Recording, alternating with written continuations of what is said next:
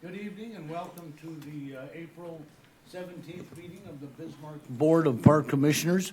Thank you for those in attendance and for those that are viewing the meeting at home. I will we'll call the meeting to order and ask Julie to call the roll. Commissioner Gilbertson, Herzog. Here. Redmond. Here. Jeske. Here. President Zimmerman. Here. Second item on the agenda is Pledge of Allegiance. If you would please stand and join us. I pledge allegiance to the flag of the United States of America and to the republic for which it stands, one nation, under God, indivisible, with liberty and justice for all.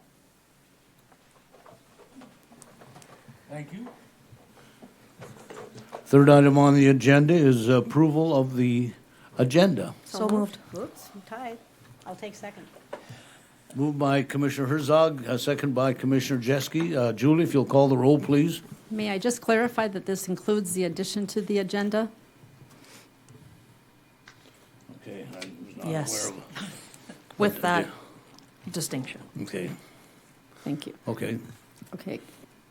I will second that. Commissioner Herzog, Yes. Redmond, Aye. Jeske, Aye. President Zimmerman. Aye. Our next item on the agenda is our featured partners and programs, and just perfect timing for spring. We have a presentation by the Bismarck Forestry Division.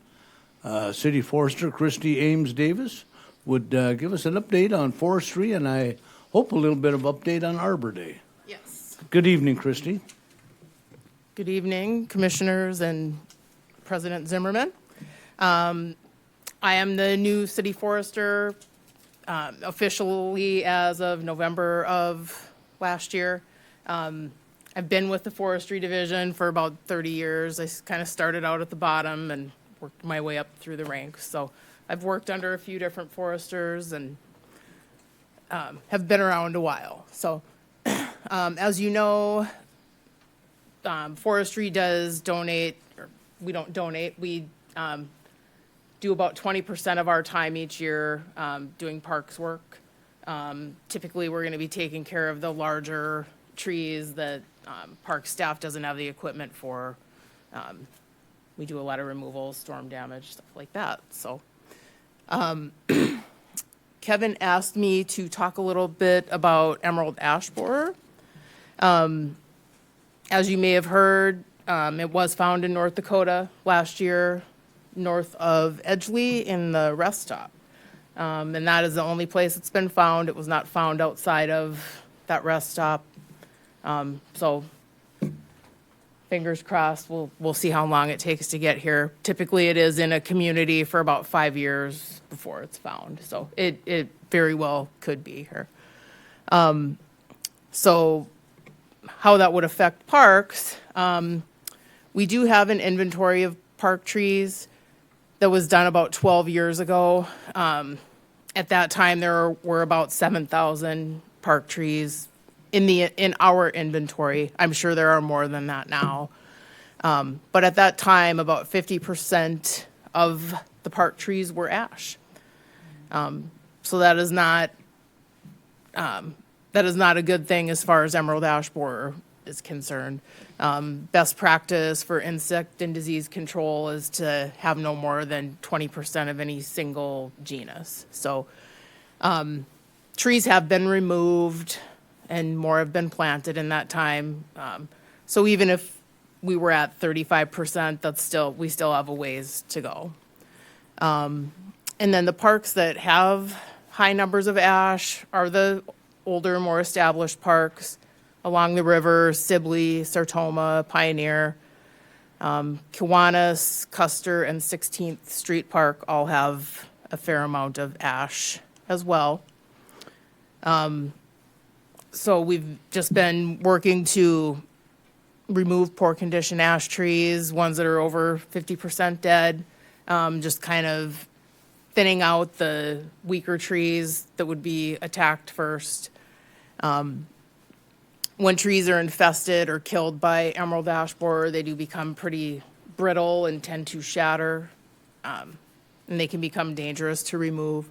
So we have purchased piece of equipment last year. It's a knuckle boom that's controlled by a remote control from the ground, and it's a safer way to remove trees. The other thing that we're doing, in response to emerald ash borer in preparation, is planting new trees to replace the ones that we've lost.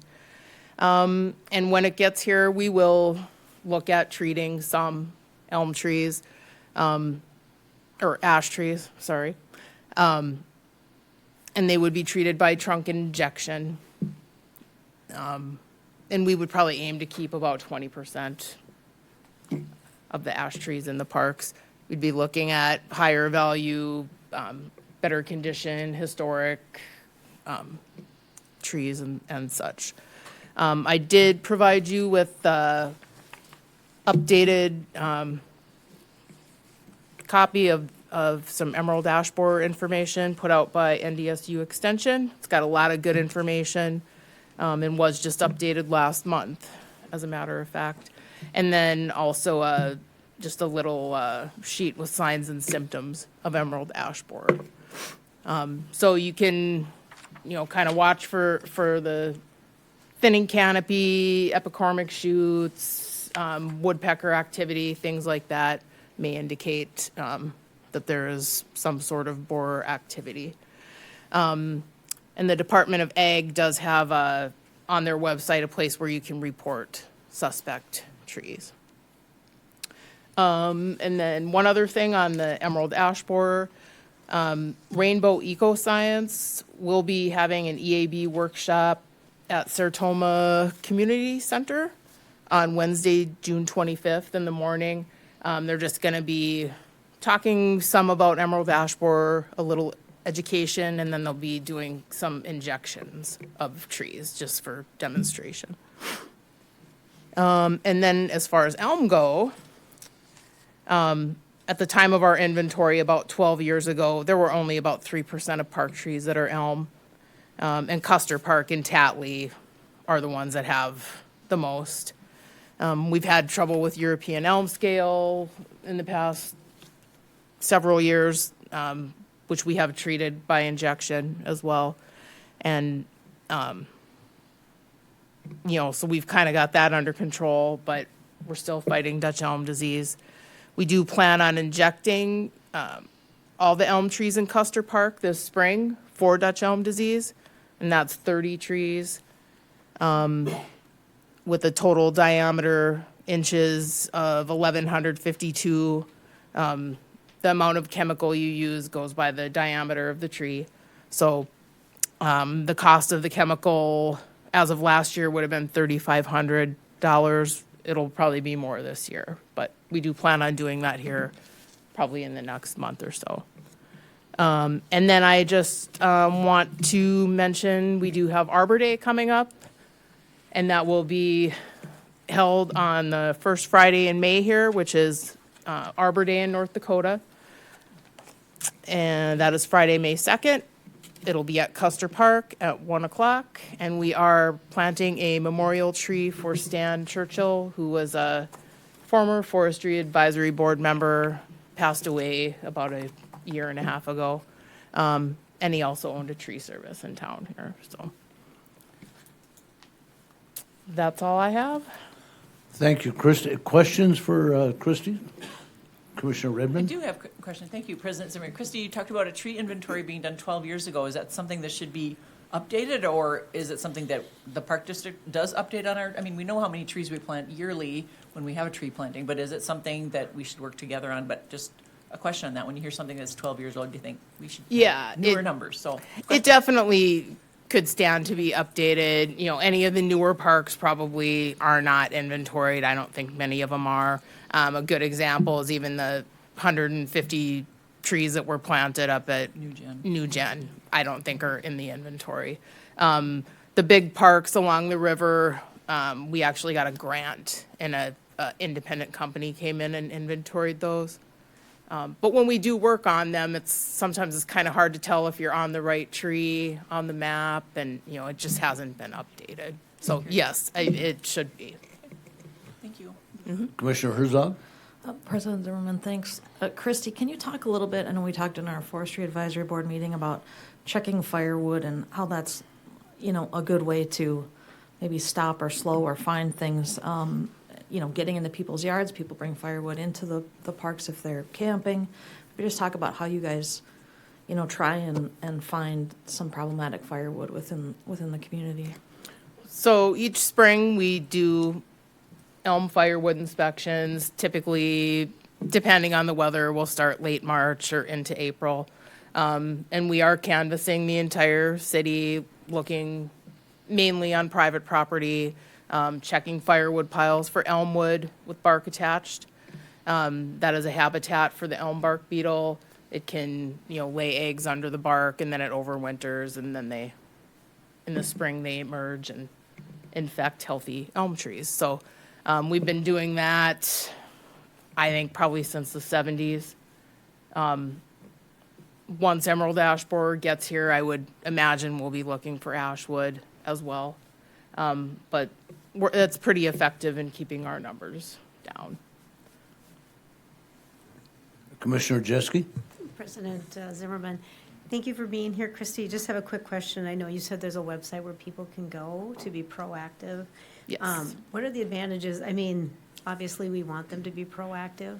So if they suspect there's a diseased tree in their yard or on their property, go to this website. What's the next course of action that happens after that? So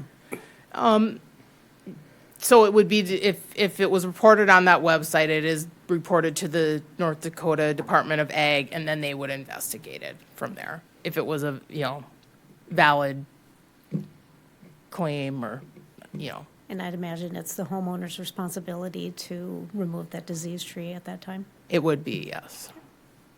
Thank you. Thanks. Christie, I have a question or two. You mentioned, working here within the city. The Corps of Engineers certainly owns a lot of land along the river. Are you working, I'm assuming you're working with even the city of Mandan, or are we pretty departmentalized here on this effort? As of right now, we're, kind of just working as our own entity, kind of in partnership with parks as well. I would imagine when it gets here, there may be some joint effort at that time. But really, the state kind of monitors the whole emerald ash borer thing. So they would be the main ones coordinating efforts in general. So. Well, I guess I hope most of our citizens, we appreciate the trees, the parks. I know down at Sibley, I know we lost a lot of trees there with the flood, but your work of your department with Parks and Rec, I appreciate that work. I go now through Sertoma, and I see you're in there Yes. cutting some trees out, so good work there. Thank you. Yes. Any other questions for Christie? Thank you for your time All this right. evening. Thank you.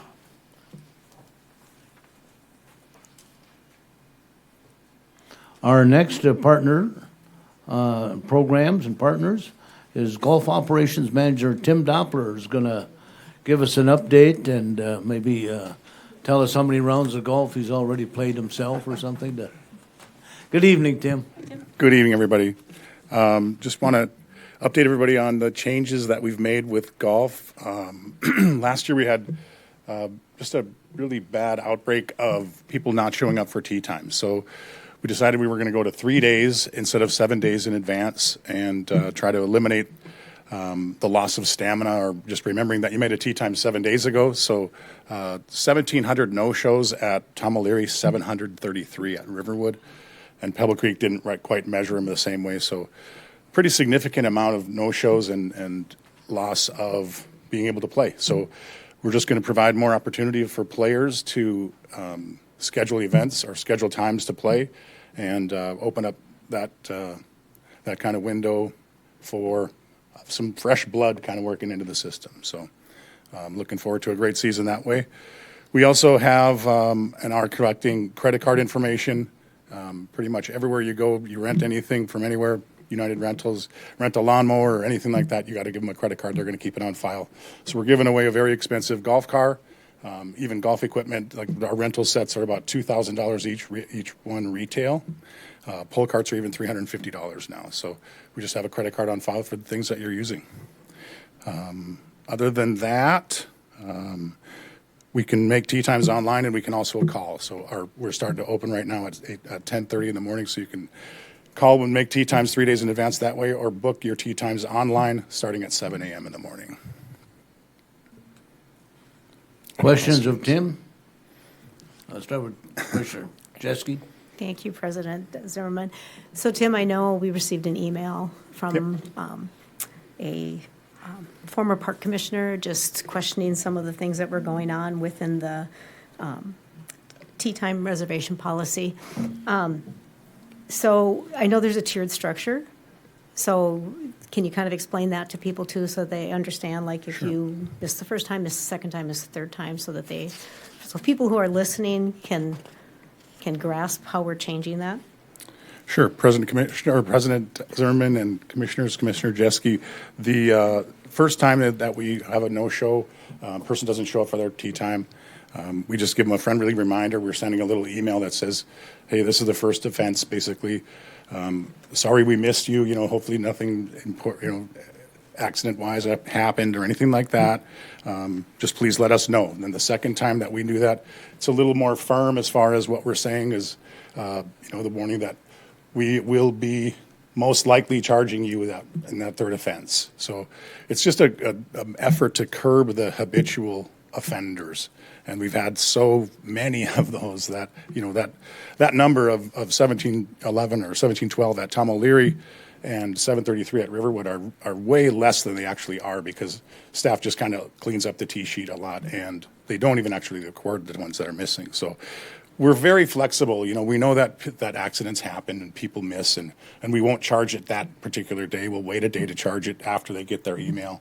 And we're going to be very flexible on that stuff. So it's not as punitive as you think. And then another question related to that. I know there was an email that was sent out, Tim, to certain people, and obviously I must opt out of emails. So how do I go about making sure that I receive those emails so like this information would have come to me? Because obviously I wasn't on the list because I've opted out. So tell me how I correct that situation. Sorry about that. President Zimmerman and Commissioner Jeske, the best process for that is when you stop in, we've got a button on your profile that we can click, and then we'll just unclick that opt-out to receive those emails. We also have, for Gold Card members, people that are former employees and people that were former commissioners, if those folks could stop in as well and verify their emails. So sometimes we don't have the correct email or those types of things. So we just want to get that information verified, and we can fix that just with a little click of a button on our website. Okay. And the last question I have, Tim, is I know sometimes I have called and the phone has rang for a very long time with no one being able to pick it up. And I understand, because I used to work retail, and we are always taught, you take care of the customer at the counter. They were there first. Take care of the people that are on the phone second.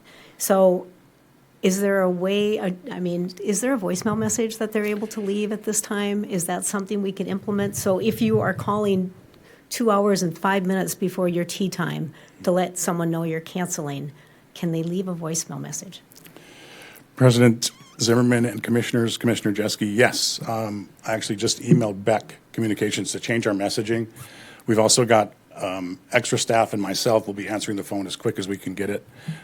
So phone calls will be handled way more with more urgency, as well as we will turn our voicemail back, or not back on, but on for the first time. We haven't had it before, so it's not a big ad. So we'll get voicemail going soon. Okay, thanks, Tim. I guess there's always a chance to do things better. Sure. Right. So appreciate you coming in front of us and explaining this so that people who have questions hopefully understand what's going on now. And you put this information on the website too, correct? Yep, it's going to be up. Sorry, President Zimmerman, Commissioners. Commissioner Jeske, yes, that will be up on our booking engine in about 24 to 72 hours, they said today. And then it is on the website, I believe, now that Dana put it up there. And you can always cancel your reservation via the booking active link, correct? Correct. Okay. Thanks, Tim. Matt. Commissioner Herzog? President Zimmerman, Commissioners, Tim, thanks so much for coming and kind of walking us through the changes. I assume just when I'm coaching or I'm playing, the amount of people that are golfing now is, especially since COVID, has just increased tremendously. So, I mean, I think this will give some more people an opportunity to get tee times, more people that will be able to play. If there's damage to carts, like you mentioned, I know that we're all responsible adults, but when people get in a golf cart, I don't know what it is. They ride it like a go-kart, kind of. And so I can absolutely understand wanting to keep a credit card on file. But can you just talk a little bit about what you've seen in tee time reservations? Have you seen big spikes? Are we real tight on times and spaces for the three courses that you're managing? President Zimmerman and Commissioners, Commissioner Herzog, we are, really at capacity. It's been really nice to be able to have that booking engine working. People really do jump online right at 7 a.m. right now, and the weather isn't that great, so they're still booking online. We fill up very, very quickly. Phone calls and booking online are great. But we are seeing a lot of capacity that way. And then just talking about damage that had been done last year, 3 carts at Riverwood, 2 carts at Tom O'Leary, and 2 carts at Pebble Creek significantly damaged. I was behind the one group of 4 that damaged the one cart. I called it in because they're trying to pull the wheel out from underneath, and it's, it was they bad. just, they don't pay attention. They clip a tree or something like that and, knock the wheel off. And it's not incredibly expensive. It just is hard to get that out because we have to go out with a tractor and pull it back in and fix it all up. But, we do ask for folks to pay that damage. Of those incidents, I think we only got 2 to actually own up and pay that money that they owed us for the damage that was done. So I know I've played courses where you have to give them your driver's license, and you don't get it back until the cart's back and they've checked it over that it's not been smashed. Jamestown is that way, I think, generally. So thanks, Tim, for everything you do. I know it's gonna be a good season. Yes. I'm excited. Yep. Commissioner Redmond? Tim, thanks so much. I know customer service is very important to you, and I know on all levels, and so thanks for working hard to make sure. It's not perfect always, but I know you care about it, so thanks. And my question is, tell us about opening days and how it's going so far and staffing, so let's hear about that a little bit. Absolutely. President Zimmerman, Commissioners, Commissioner Redmond, we started a week ago, and everything's going great. Our staff has been training really, really hard. We're trying to really focus on phone call answering and getting things done the right way. And we are 100% about customers. We want to make sure that their experience is absolutely top-notch. We feel we've got one of the best products in the state, as far as the 3 opportunities to play in Bismarck, and the Junior Links coming online here, hopefully July 1st. So it's been a really, really great start. Things are starting to green up. We could use some rain. We can't really get water turned on yet because the overnight lows are so low still. So get that water on and everything will go fast. Good for you. Good for you. Well, Tim, I would echo the other commissioners and thank you for coming out tonight after, a full day, I'm sure, busy at the courses. I just want to comment, I appreciate your comment when you said the efforts to, work on less cancellations of tee times to give folks, anybody, the opportunity to golf.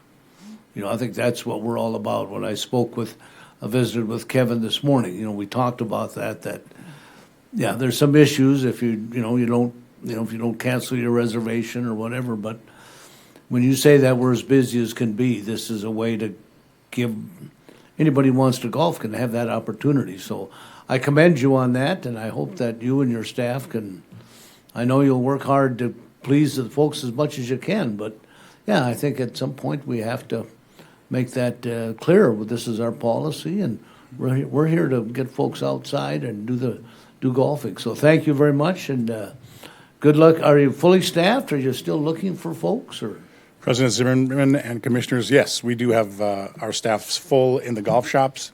I think we're still looking for a couple of folks on maintenance, so everything's looking really good for the season. all right, so we'll put that word out tonight. If you're looking for a summer job, make sure you contact the Park District. Yeah, thank you, Tim. Thanks, Tim. Absolutely, thank you. The next item on the agenda is our presentation by City Engineer Gabe Shell is going to provide updated information, and there's some in your packet. And Gabe, we're going to turn it over to you for an update. Thank you as well for coming out this evening.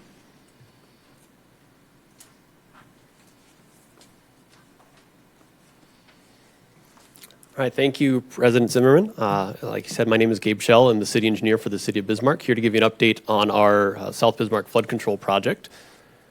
Outline for today, kind of a short update, but just a good time to visit with you all on our funding, where we're at with that, the Clem Kelly options that we've now enhanced with some cost comparisons that I want to walk through here today, and then our kind of the last iteration of the analysis that we've been going through lately is looking at what the no pond options would look like through the same area, and then close with any questions you may have, as well as some next steps.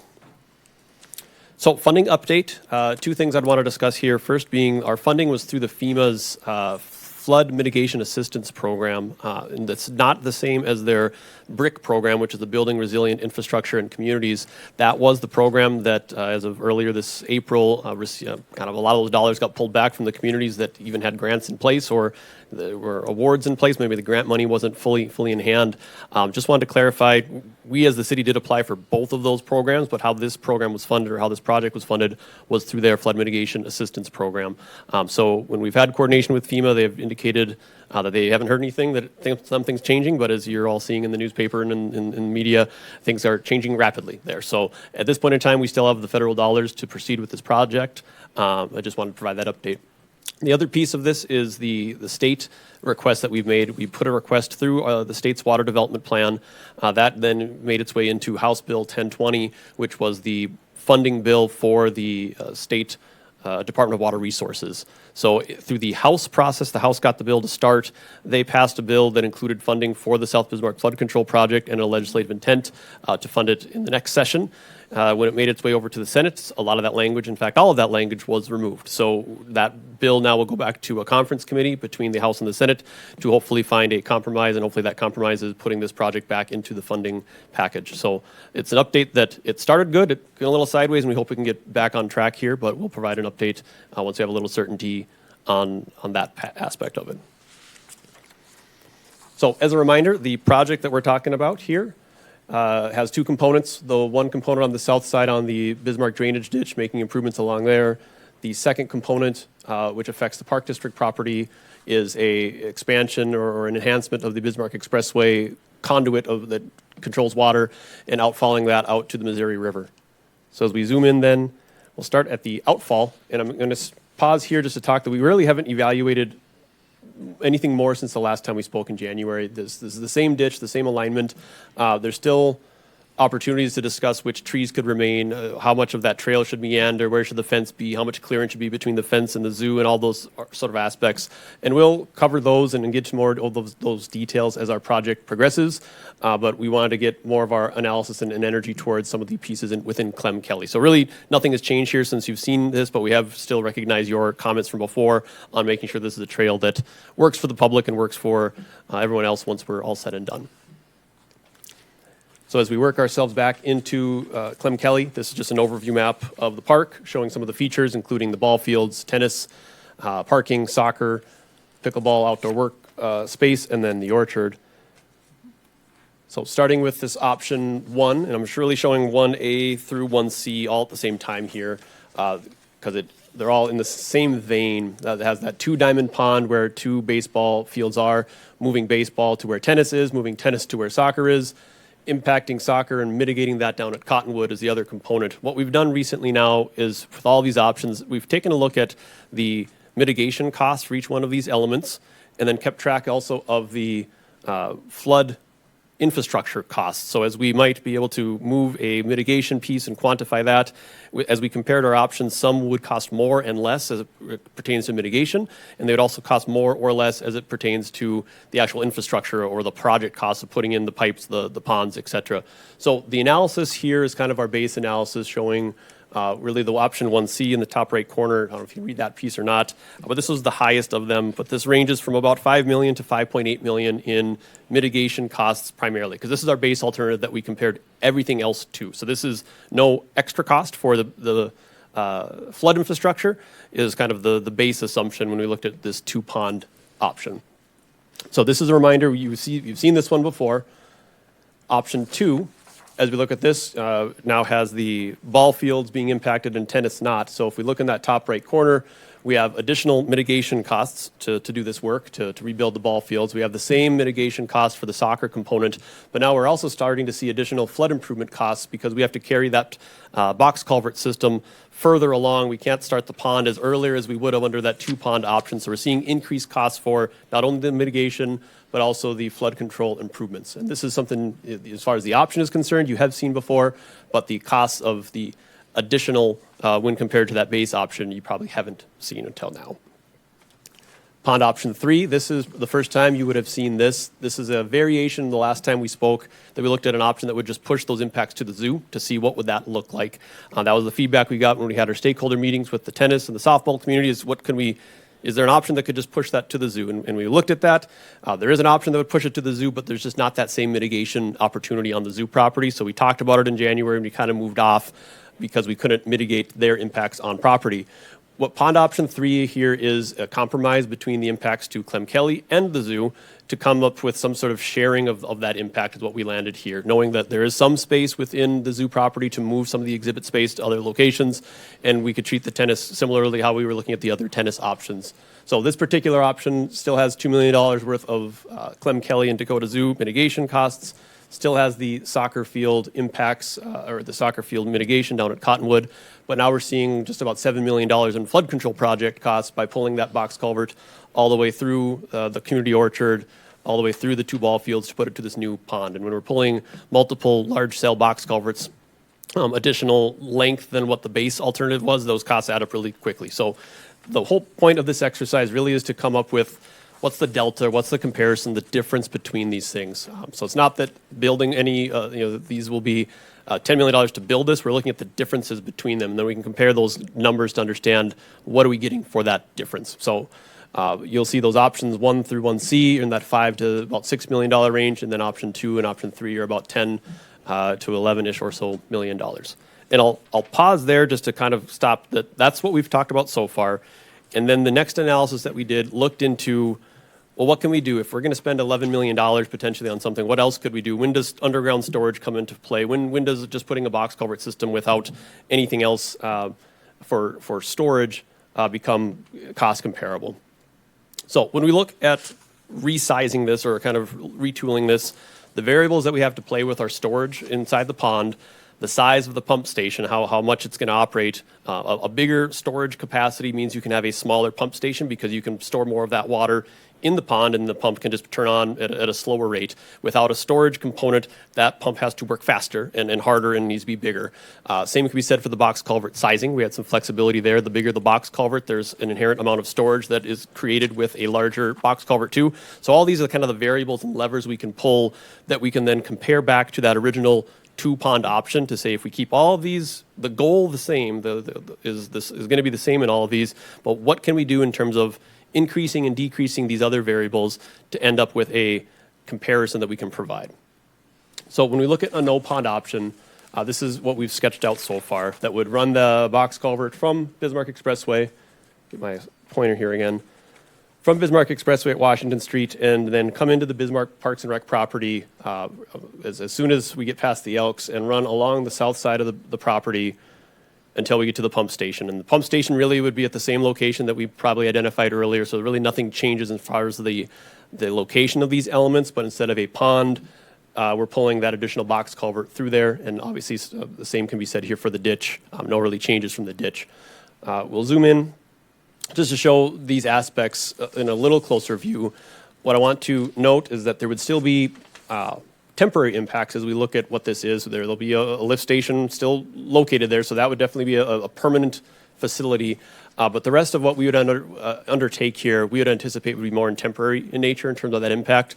There would be a period of time that those fences, that the current fences for the softball or the baseball fields would need to be removed so that the infrastructure can be built. But there's also the opportunity to put as part of the project a fence line or wherever that might be to still have the fields be serviceable or portions of the fields be serviceable for periods of time that we obviously would not be able to even consider that option if we were building a pond in that location. So this option would show we'll still have impacts, but we'd hopefully consider those in temporary in nature. So therefore, the mitigation that we would be proposing as part of the project would be limited to none, really, in the sense of we'll mitigate anything that we're doing it from a temporary impact, but when we're all said and done, the goal would not be to also then create a soccer field somewhere or build a baseball diamond somewhere. It's like kind of the trade-off that we'd see. Do we put those dollars towards the infrastructure, or do we put those dollars towards mitigation for the impacts for the project? That's what the analysis would go through. So as we went into the technical, the base option, as I said before, included a pump station and 2 diamond ponds. So all of these are what we're trying to weigh against. I get a little technical in nature here, but option A increases the size of the pump. So we have a bigger pump station, so increased cost there, and then we increase the box culvert size also in that scenario. So we looked at both of those things, up to 120 CFS pump station, to try to find what's the next tier of cost level, and not necessarily the biggest pump station known to man, but what's the most reasonable size, larger. Option B of the no pond is an even larger pump station, but then in that scenario, we don't have to increase our box culvert sizes relative to that base option. We can leave all that infrastructure under expressway the same size as what we had anticipated, and they all both perform similarly from that hydraulic perspective. And then option C is something that we go back to the original pump station size, and then we just facilitate underground storage underneath the ball diamonds, wherever that might be, to store the water similar to what a pond would have stored, but in this way an underground solution that would be a temporary impact, and then the ball field could return as soon as that project's done.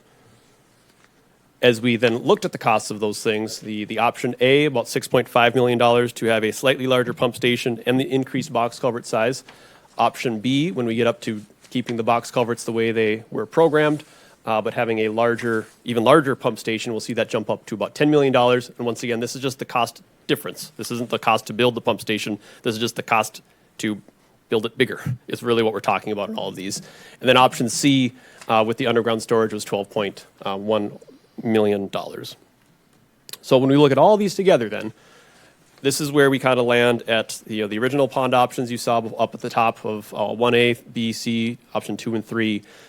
With the costs associated with that, and then the costs associated with the no pond options, we're finding that no pond option A of making that box culvert a little bit bigger, making that pump station a little bit bigger, does cost $6.5 million, but that is now cost comparable to some of the mitigation components that we were considering. And so with the direction and I guess the feedback we've received from the board as well as the public so far in understanding and trying to minimize those impacts to those stakeholders, we're landing at, well, probably A, if it's all said and done, is a better solution for us. If it's about the same cost, it really doesn't cost us a whole heck of a lot more money, and it does reduce the impact significantly to the park board, your facilities, as well as all the stakeholders that would be affected.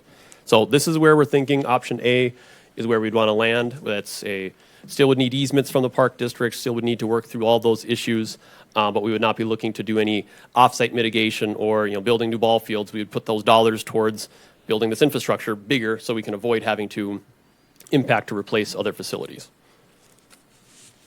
So that was a lot. So thanks for sticking with me. Next steps, we have questions, so I'll love to answer any questions that you may have. Like I said, no pond option A is the one that we want to pursue from our staff's perspective.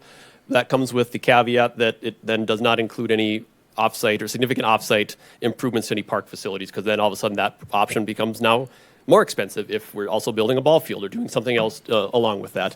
What I would anticipate is going back to my city commission with then direction from this board on what direction you might be able to provide here this evening, as well as an update on the funding. Once we get through session, we'll have a little better understanding of what state dollars are there and look for direction from my board to move forward. So with that, I'd take any questions that you have and go from there. Thanks, Gabe. I know we all have some questions. We'll start with Commissioner Jeske. Thank you, President Zimmerman. Gabe, thank you for this, and thank you for looking at unicorns and spaceships with this box culvert underneath. So my question is, so we're looking at a roughly $6 million difference. What's the total cost going to be on this then? The total cost. If we go with option A, with no pond option. Sure. President Zimmerman, Commissioner Jeske, the total cost that we're looking at it is about $172 million for all of the work that would be proposed through here. Okay. And that includes that $6,463,000. Commissioners, Or is that in Commissioner addition? Jeske, that included what at the time was a $5 million line item for park mitigation. So we would be moving that park mitigation line item into a larger infrastructure cost and $1 million difference. But at this point in time, we're still that's still within the estimating range of what we're considering. Okay. And I was listening, but I wasn't. What's the downtime, do you think, that would be for the Clem Kelly as you work on this project? Commissioner Jeske, unknown at this point in time. I think we would want to, as we get closer to design and better understand the phasing of when these projects would go and where we'll need to do laydown areas and that sort of type of work, we'd want to constrain the contractor so they don't have just a 6-year period to do whatever they want, but also not make it so constrictive that they have 3 days to build the whole thing. So we try to find that reasonable aspect of timeframes that don't put the public out of commission longer than need to be, but also try to find that sweet spot of contractor efficiency to just get in there and get out of there as soon as they practically can. My hope would be that in these concepts, as we push through and pull that box culvert through the property, a lot of what you would see in this area, as soon as that infrastructure is in, there's less work needing to occur there. After that is done, they'll be moving on to the next part of the project. So it's kind of a limited time frame that they'd be in that area. The pump station, however, will be a pretty long process to build, dig, construct, et cetera, that facility.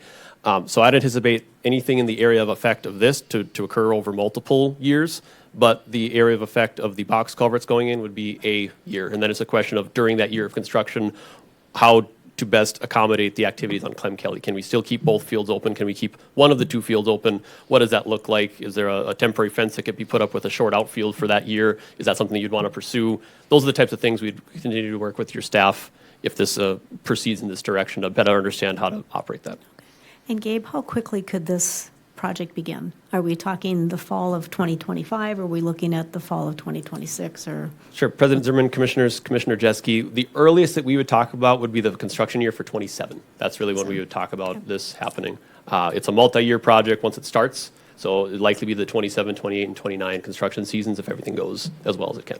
okay, and my last question is related to the trail. So there'd be some trail rerouting that would be going on too with this, correct?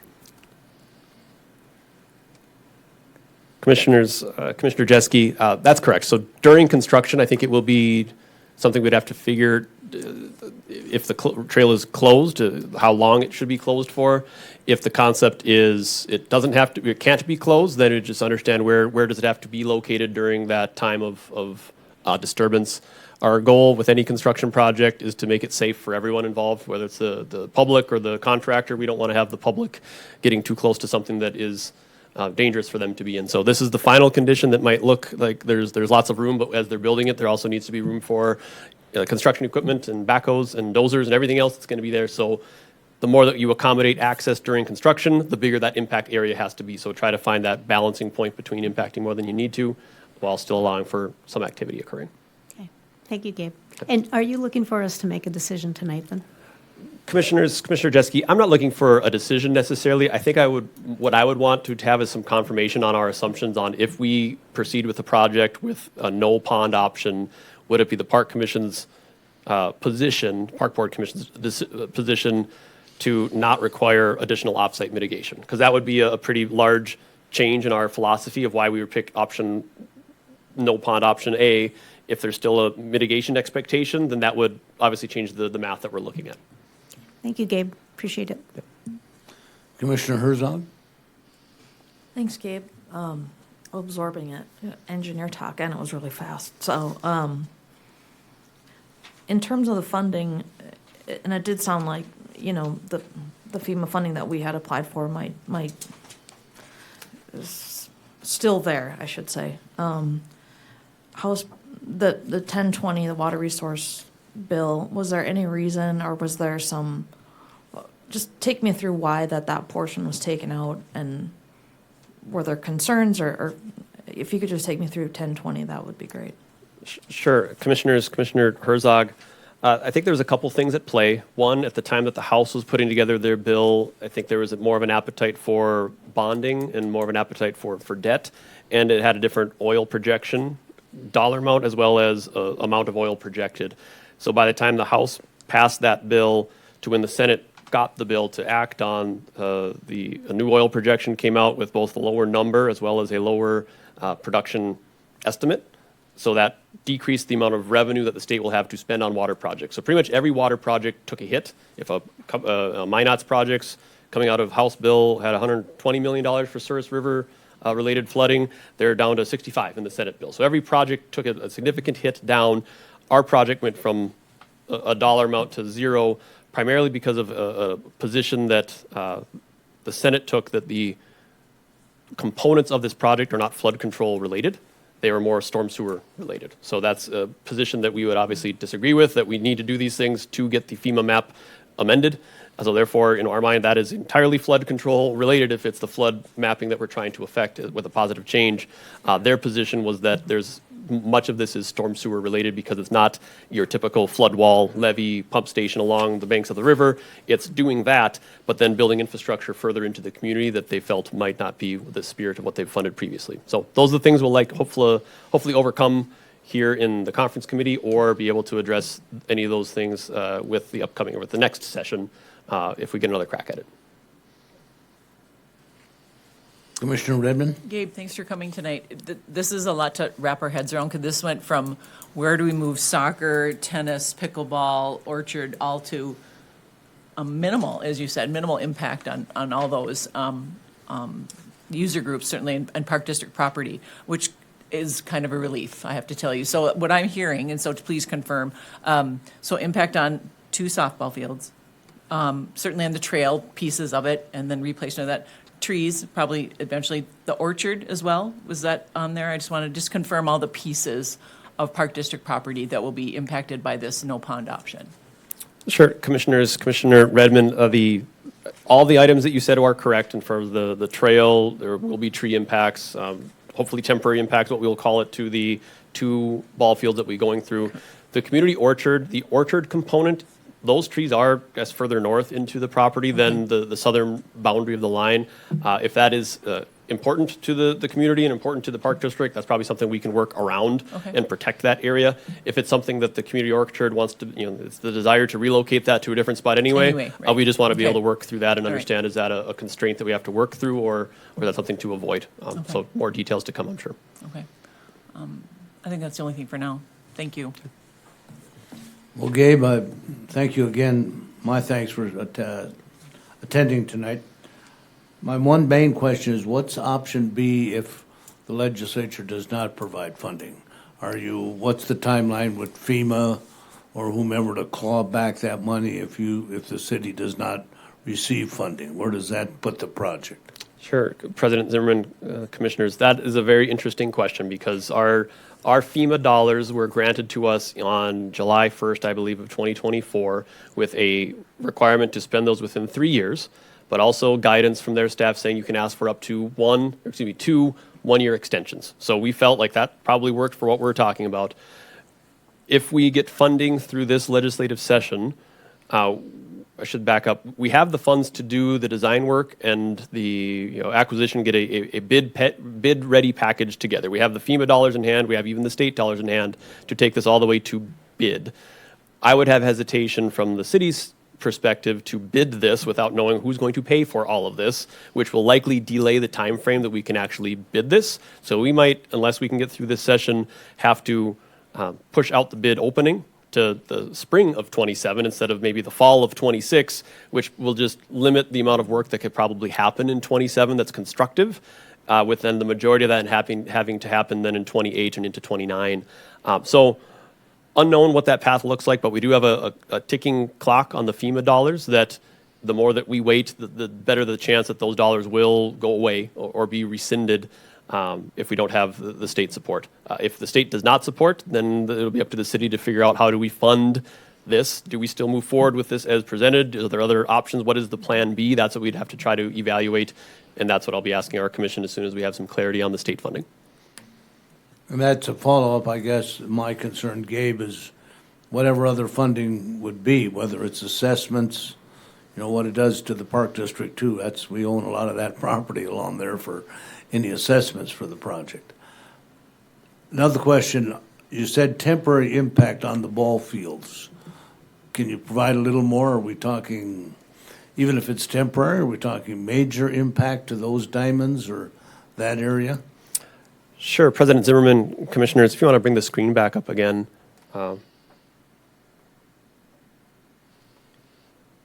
So our goal here, the driving lanes for Bismarck Expressway, we would be just hopefully on the other side of the fence, just outside of the right-of-way for the permanent infrastructure.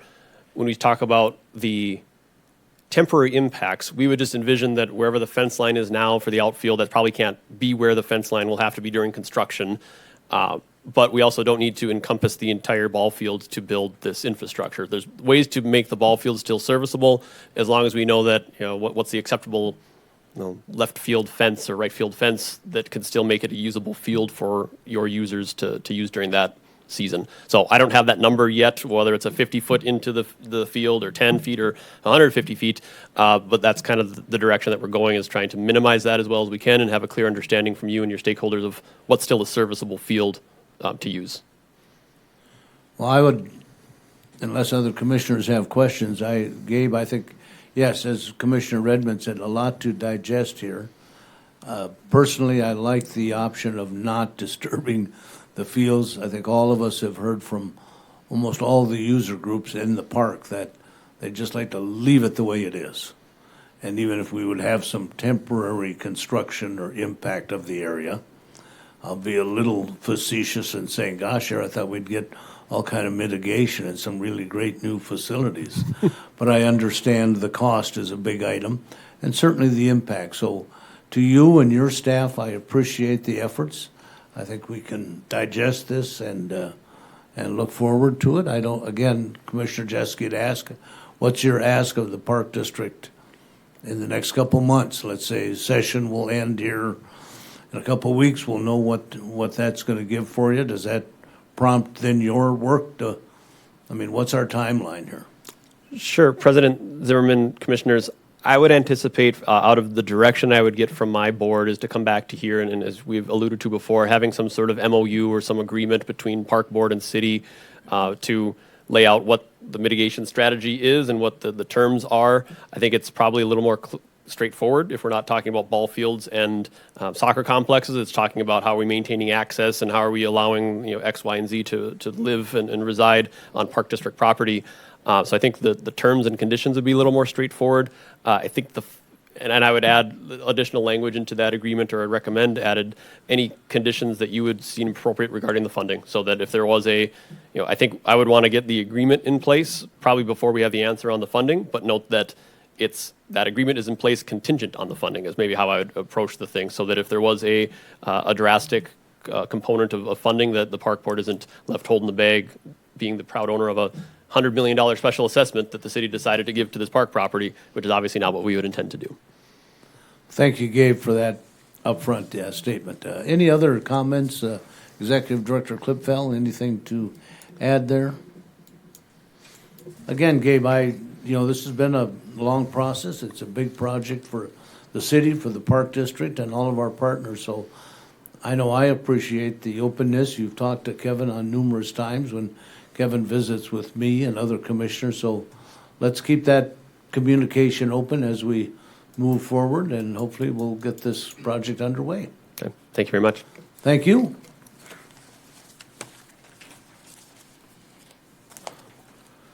Item 6 on the agenda is the consideration of the Shiloh Schaefer Junior Links sign and Dakota Junior Golf advertising agreement. Chris is here to review the proposed sign and revised advertising agreement. Good evening, Chris. Good evening, President Zimmerman, Commissioners. Good to see you. It's been a while. I promise I'll be far less intense than Gabe. Anyway, a couple things. We're here to talk about the advertising agreement that we've had in place. One thing I want to do, though, is I've passed out since I haven't seen you in a while, I want to share some numbers and some things we should all be really proud of what we've done here in Bismarck, and some things that I haven't had a chance to share with you in the past. And you can read them at your own leisure, but I wanted to just touch on a couple of them. About our growth and the program that we've done here in Bismarck-Mandan. In 2019, we had 1,300 people that took part in our program across the state. Last year, we were over 11,000, so that's exponential growth there. From 312 tournament participants to over 3,000 last year. We've started a new program here in Bismarck, kind of one the first of its kind, maybe across the country. The Dave and Pat Gooden New to Golf program. What that does is puts clubs in kids' hands. We do it up at the Dome. It's a big celebration. Puts clubs in kids' hands at a very, very reasonable price. In 3 years, we put over 500 sets of clubs in new kids' hands that they've been unable to do. We did it last week, Friday, at the Dome, and I'll be honest, the Dome was pure chaos, but it was like Christmas for everybody. Hundreds of kids participated in our free clinic. They participated in purchasing the clubs. People that hadn't ordered clubs but heard about it showed up, so it was everything we'd hoped it would be. So that's something I think we can be really proud of here, and just something else that we've done in Bismarck. Youth on Course, we've grown Youth on Course, which if you're not sure what Youth on Course is, what it is kids they purchase a membership for $25, and then all of our courses in Bismarck are a part of it. They can play at any time for $5, and then Youth on Course subsidizes the money back to your park district. For 3 consecutive years, North Dakota has been the fastest growing by percentage in the country, and Bismarck has the highest usage rate per capita of any city in the country as far as Youth on Course goes. So those are something we should really be proud of what we've accomplished as well. As we continue to grow, I think our growth we worry about it getting too big too fast sometimes, but I think the fact that we have good communication, great relationship between Dakota Junior Golf and our partnership with parks, our partnership with your facilities, I think we can continue to contain where we're at. And the one thing that we've noticed here, especially in the last 2 years, we've got cities from around the country that are calling us, asking how things are happening, how we're doing things, trying to copy what we're doing. So I think it's something that Kevin and I have many talks. Tim and I obviously have daily talks on it. Our board has many talks with many of you. I think it's something we should all be proud of. And before we get to the actual contract that we want to talk about changing, which hopefully is not a big change, but I think we should just take a minute. I want to recognize everything we've accomplished. So thank you for all that. As far as the change to our contract obviously is a standard contract. And you've all seen it with the whole signage and with signage at the new Shiloh Schaefer facility. As we've talked to people and as we've been out and communicated with potential sponsors, which has been very well received, one of the things that we realized we didn't really have is we didn't have a definitive entry point. We didn't have a definitive starting point to where does the Junior Link start and where does actual Pebble Creek Golf Course start. To avoid that confusion, and you can see the picture there, and I think Kevin's already shared with each of you commissioners through email. We've had an opportunity come to us from a potential sponsor.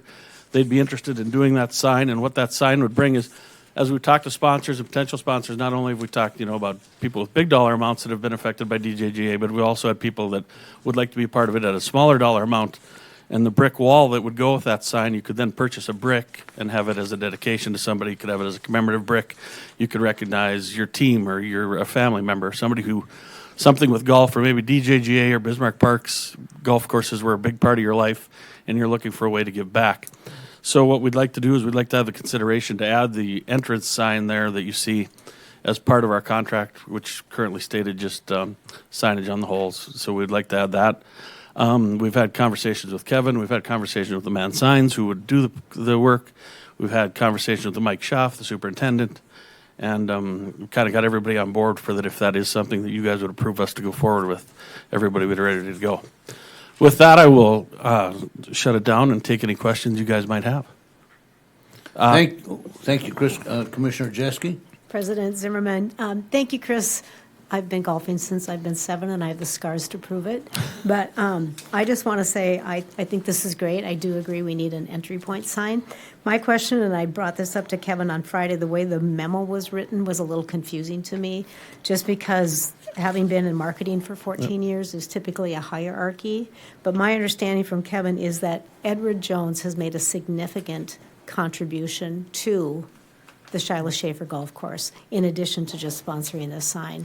So Correct. that's why they would be located on here. They're not just doing the sign. There's been other dollars that they have contributed towards this project. Yeah, President Zimmerman, Commissioner Jeske, yes. As we sold each hole sign and potentially sell each hole sign as we've done at all the golf courses, that was part of our agreement, was that we would have the ability to do that. We have sponsors for each of the hole signs that we're working with finishing. And yes, Edward Jones has stepped forward and they've made a significant amount. They wouldn't just pay for the sign, it would be a large portion of what our overall cost of the facility will be. So we're excited about that and potential of putting that in place. Thank you. I think it's great. Thank you, Chris. Commissioner Herzog? Thanks, President Zimmerman, Commissioners. I don't want to say too much because I just wanted to mention, as everyone knows, I'm on the DJGA board, so I'll probably abstain from voting. But the work that DJGA and Chris has done. Chris doesn't sleep, as you can tell. He probably hasn't slept for days. He eats and breathes all of this, and he's just moved so fast on fundraising and whole sponsorship so that we can get that thing cruising real fast, and along with the crew at Bismarck Parks and Rec. So people are more than excited. They're driving by daily, I'm sure, looking at when it's going to be finished up, and the community's really supported relocating that, and it's just been great to see. And Chris, you've done a fantastic job as always. The guy doesn't sleep. I mean, he calls me like 6:30 and has a question about something. So. I appreciate that, Commissioner Herzog. One thing I should mention is one of the things that we added to the golf course already, if you've been up there, we had just poured the concrete slabs on each tee box because we want adults to play from those concrete slabs. So we've been able to bring a partner to the table that is also going to put the new turf on top of those concrete slabs. So worked out really good. We worked that out with Mike and Kevin and made a really good partnership on that one also. So.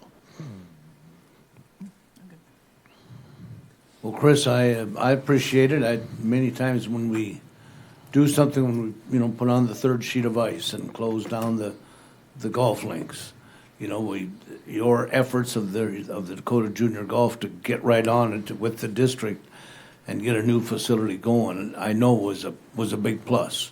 That folks weren't saying, "Oh yeah, you give hockey another rink and junior golf goes away." So my compliments to be active to all of, I know as Commissioner Herzog on the board with Dakota Junior, my compliments to get it going and have the new course ready to go, and I look forward to that. I look forward to that dedication and seeing I would guess just absolute excitement of all the young kids that want to play that course. Thank you, President Zimmerman. Appreciate that.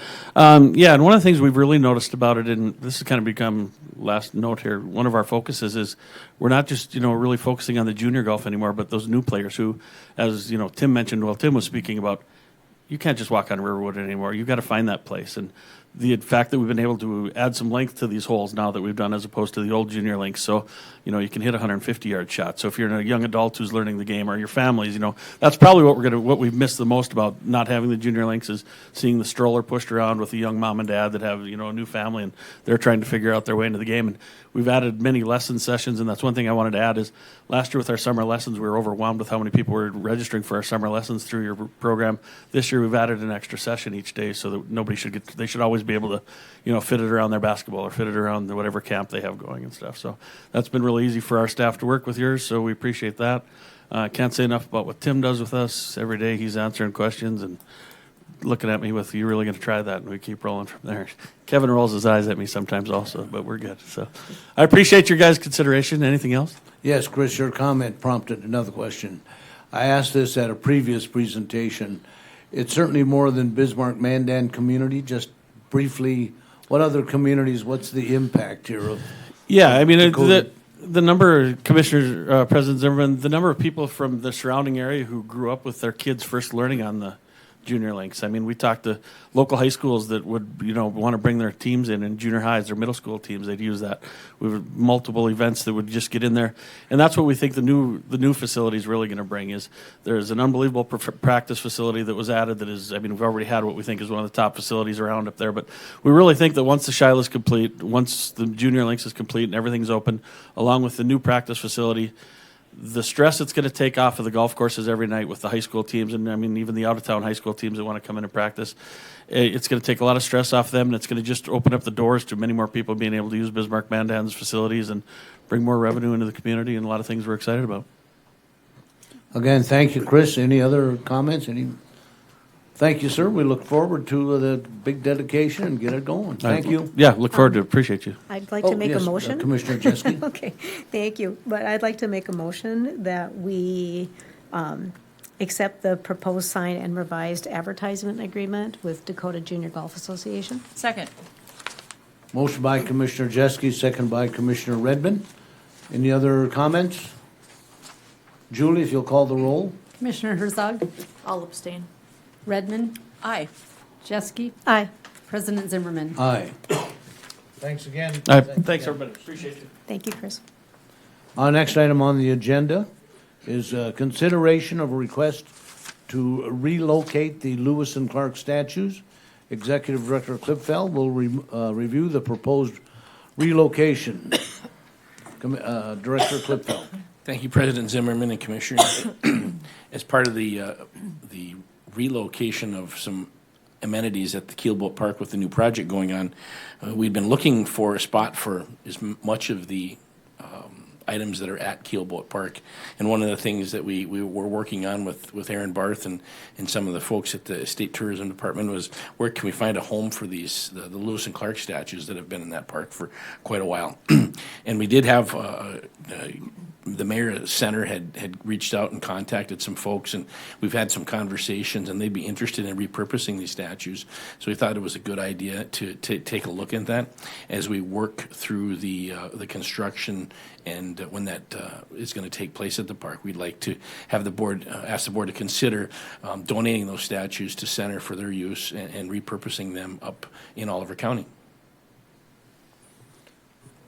Questions for comments to Director Klipfeld? Commissioner Redmond? And Executive Director Clipwell, I'm assuming that they will assume the costs of removing those and transporting them to their lovely community of Center.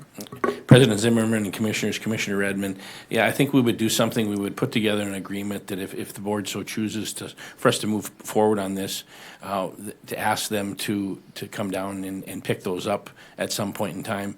I think we would work with the Fort Abraham Lincoln Foundation as part of the demolition to maybe take them down. They're probably going to have a crane to do some of this work, but hopefully we can coordinate that with Center, and they can make it very easy for both the demolition crew and Center to pick those up. Commissioners, other questions?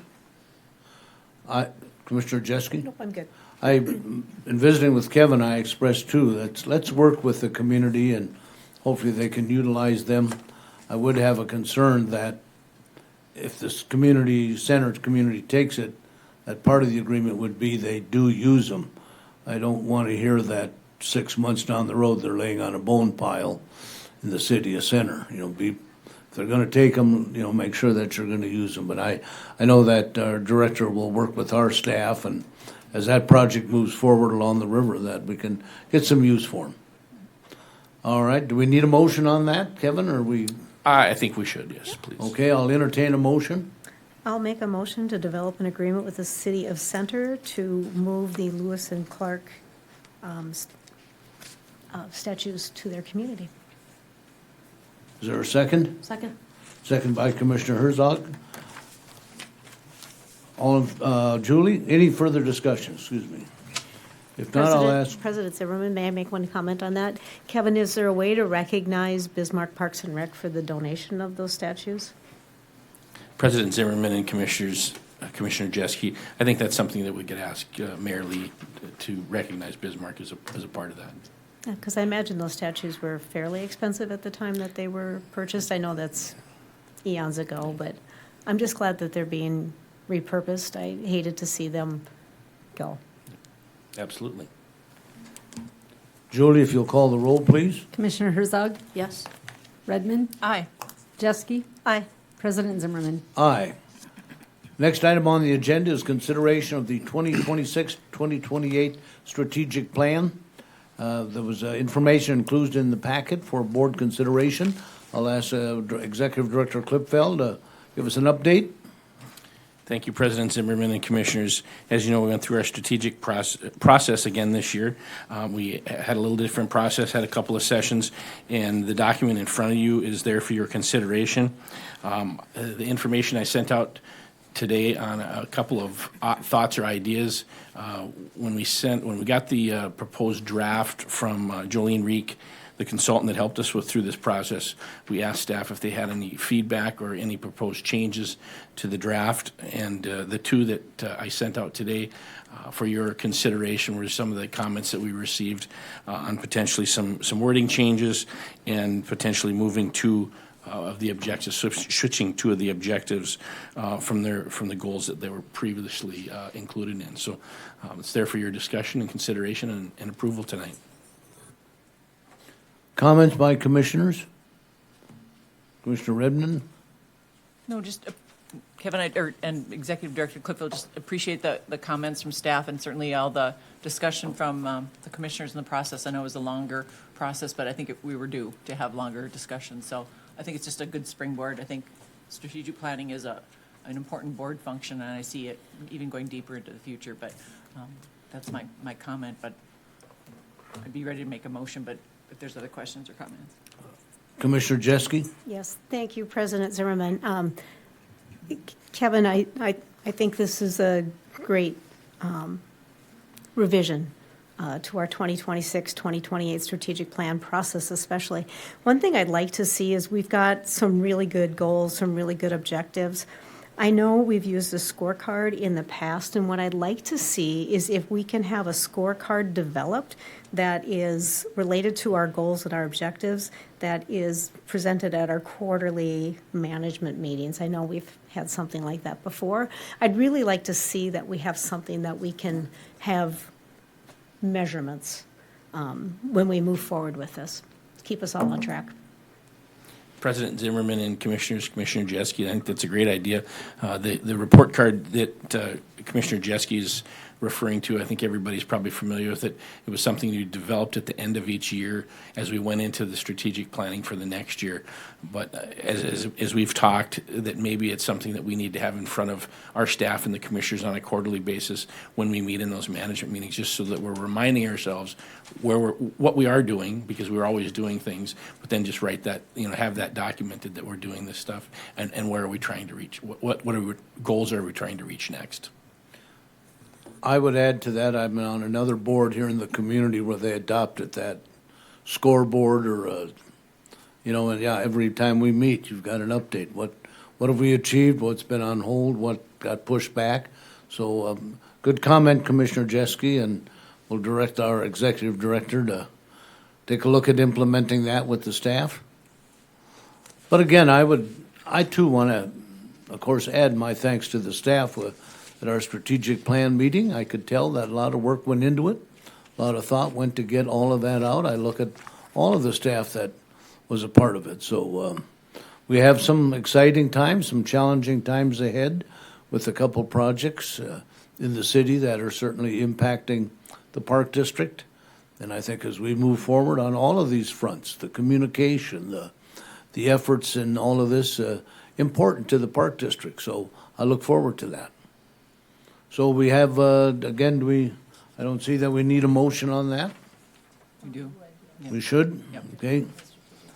President Zimmerman, I would move that we accept the 2026-2028 strategic plan. Is there a second? I'll second. Do we need to put that with the revisions? As presented. As presented, As okay. presented. I will second that with revisions, yes. Any other further comments? Not Julie, if you'll call the roll, please. Commissioner Herzog? Yes. Redmond? Aye. Jeske? Aye. President Zimmerman? Aye. Item 9 on the agenda is consideration of the Special Roads Fund. There was a memo in the packet for the Special Road Fund Award. I'm going to ask Executive Director Clipfeld to give an update. President Zimmerman, just on the last one, can I just clarify that, was it the revisions that were sent out today or with the original one? It was the revisions that were provided today. Okay, thank you. Thank you. All right. Director Clipfeld, a little update on that road project, as folks watching may not have that information, please. So, as you remember, the board, or the staff asked the board for authorization to provide some funding through the Special Road Funds, which is a fund with the state to provide access to recreational areas. Bismarck was applied for a grant for the General Sibley park and campground day use area. So that would repave the road in and out of there all the way to the boat ramp is the projected project. Parameters that we're looking at. We did receive funding for this program, but I think with some of the actions that are going on, they wanted us to accept it by May. And so if the board so chooses to accept that funding, we would take a look at this project and to be able to fund the Park District share in the budget, place that in the budget for 2026. Questions, commissioners? Director Clipfell, I'd ask if we accept the funding, then we're obligated to do that construction season 26, or are we just obligated to keep moving forward? What's the timeline for that funding?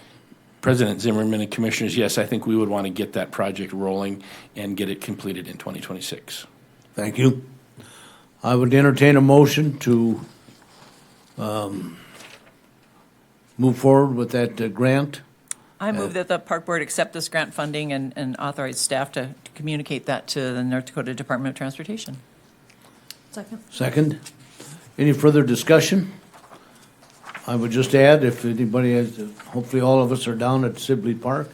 It's a very busy park and campground, so this will be a great improvement to the access to the park. So Julie, if you'd call the roll, please. Commissioner Herzog, Yes. Redmond, Aye. Jeske, Aye. President Zimmerman. Aye. Item 10 on our agenda is the consent agenda. Please allow me to read our statement here.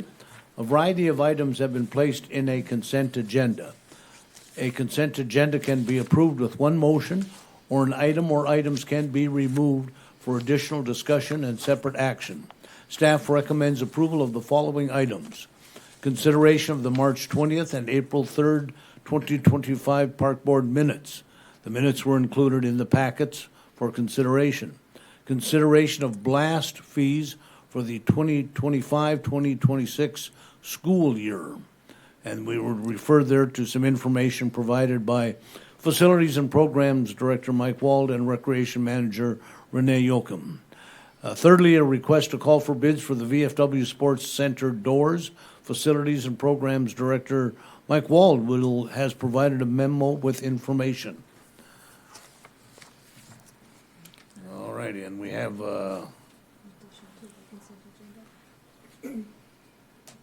okay, okay. I missed this too. Okay, we have some additions to the consent agenda. I'm requesting to add the following items to the consent agenda. The board approved consultant agreements for the following 5 projects. Ubel Design Group, painting interior of the VFW Sports Center. Ubel Design Group replaced the roof at the World War Memorial Building. AGL Elks Aquatic Center safety surface replacement. Apex Engineering Group, Tom O'Leary Cart Path Phase 1. Apex Engineering Group, BSC Aquatic and Wellness Center Video Board. Staff would like to request authorization to call for bids on the projects listed above. Commissioners, what are your wishes? Move to approve the consent agenda as presented with the additional request to have the authorization to call for bids on those 5 Second. items. Second. Motion by Commissioner Herzog, second by Commissioner Redmond. Any further discussion? Director Clipfell, anything to add there on those additions that we might not be aware of? We're good? Julie, if you'll call the roll, please. Commissioner Herzog, Yes. Redmond, Aye. Jeske, Aye. President Zimmerman. Aye. I wanted to mention too, in our discussion this evening of the strategic plan information, that is on our website as well for the Park District. So if folks are watching and they say, well, gosh, I need to know a little more information, they can certainly access the department or the Park District's website and get that information. All right, we are holding a commissioner's tour of park and facilities. Approval of bills. Item 11. Item 11. Item Oh, 11. item, of bills. yeah. Item 11, approval of bills. So moved. Second. Any further discussion? If not, Julie, if you'll call the roll. Commissioner Herzog, Yes? Redmond, Aye. Jeske, Aye. President Zimmerman. Aye. Now allow me to say a commissioner's tour of parks and facilities will be held on April 23rd, starting at 4 p.m. at the Bismarck Parks and Recreation District Office. Our next regular scheduled board meeting is May 15th, 2025 at 5:15 p.m. here in the fabulous one and only Tom Baker Meeting Room. Meeting adjourned.